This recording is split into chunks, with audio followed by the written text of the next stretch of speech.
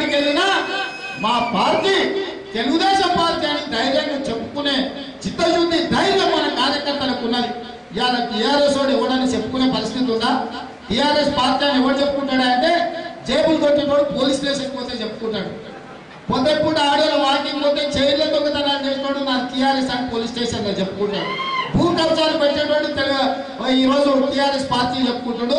చెరువులు కబ్జా పెట్టుకున్నాడు ఇవాళ టీఆర్ఎస్ పార్టీ అని చెప్పుకుంటాడు. నిన్న మన మీ దగ్గరనే చెరువులో కబ్జా అయితే పేపర్లు పత్రికలలో రాసి ఆ చెరువు కబ్జా పెట్టుకున్నాడు టీఆర్ఎస్ అని చెప్పాడు. కబ్జా పెట్టించినోడు టీఆర్ఎస్ లోకి పోయాడు. కబ్జాను సమర్థించిన మంత్రి టీఆర్ఎస్ లో ఉన్నాడు. ఇవాళ మిషన్ కాకతీయ అని వాళ్ళు కథను చెప్తారు.